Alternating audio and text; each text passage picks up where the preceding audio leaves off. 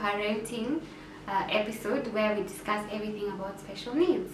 A brief introduction: my name is Joyce, married to one, I'm a mother of two, and the inspiration towards this channel is my firstborn son. His name is Nathan, and he has a condition called quadriplegic cerebral palsy.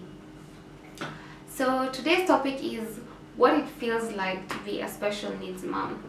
Well, at the beginning, having a special needs child it feels pretty much the same as not to, but it's different. As every mom knows, there's a level of love that you get when you have a newborn baby, and it's pretty much the same for a special mom as well. But you'll feel jealous, you'll feel sad, and you'll feel a bit cheated because, like everybody else, your moods are inflated and your boobs are deflated and you're overwhelmed, and at the same time you're in awe, just like every new mother. But at some point you do realize that your child is different, and because of that you're different as well, and you spend days, weeks, sometimes years and months going through life in pretense. You pretend that everything is fine, you pretend that he is normal, and that the delays that you're seeing are nothing but the fact that every child develops at their own pace. And you'll so badly want to believe that it's just their own pace, and you'll run with that theory for longer than it makes sense, because you don't know how to make sense of the fact that you know that there's something wrong with the child. And at that point, in that period, your friends will also have children who are mere weeks apart from your child when it comes to biological age. And when they're tiny, you won't see any of the differences. And I mean, nada. But as they grow older, you start seeing all the differences. You'll notice all the changes and all the milestones, and you'll try not to focus on them because, I mean, you're still trying to come to terms with the fact that your child could be different. And you go through days where you're pounding over every developmental checklist that you can find, and at the same time you're pounding the delete key when you get one of those emails saying your baby is 12 months now, he should be doing this and this. And I mean, it's a whole different emotion. And then by this time, hopefully, your doctor will have confirmed that there's something wrong with the baby, or your child is not typical. And once you're told that, you go through a period of mourning. You'll mourn for the child that you thought you are going to have, and you're going to feel the injustice of the unfairness of the situation that you're currently in. And you're going to have faith that your child, everything will be fine, that your child will catch up and he's going to be okay. But you'll still have moments of bitter hot tears because you miss this little child that you had already imagined, even if it's just in your head.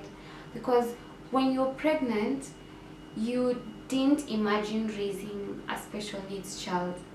So you feel sad, and you're going to grieve over this baby that you thought you would have raised. And at some point, you're going to realize that you're no longer grieving. And because of that, you're going to try and reach out to family and friends because you're going to feel just a tad bit lonely towards the end. And it's because you probably, in the process of dealing with all these emotions and all these things that you're going through, and the baby is sick and the acceptance, you're going to isolate yourself. In that midst, you won't realize when it's happening, but you'll isolate yourself. So after you go through your grieving period, you're going to try and reach out to friends and family because you're longing for social interaction. You're longing to be normal. You're longing for just normalcy in your life. And they're going to say that they get it, but they really don't get it, and it's not their fault. And some part of you doesn't want them to get it either, because you don't want pity. More than anything, you don't want anyone to pity you, even though sometimes the situation actually warrants some. And in your search for answers, you're going to figure out that there are much more difficult hands that you could have been given, that there are parents who've gone through the entire pregnancy, or they lost their children along the way, or some gave birth to babies who are literally fighting for their lives, and some who unfortunately pass on. And you're going to feel blessed because you have your baby with you, and every mother is blessed, every parent is, and having a baby is a blessing by itself. But on the flip side, you're going to have moments where you go through Facebook or Instagram and you see a mom complain about their child just calling them fat, and you're going to feel jealous as hell, because that 2-year-old knows what fat is, and your 4-year-old first does not communicate, and secondly probably doesn't even know what fat is, and probably thinks you're perfect, fat and all.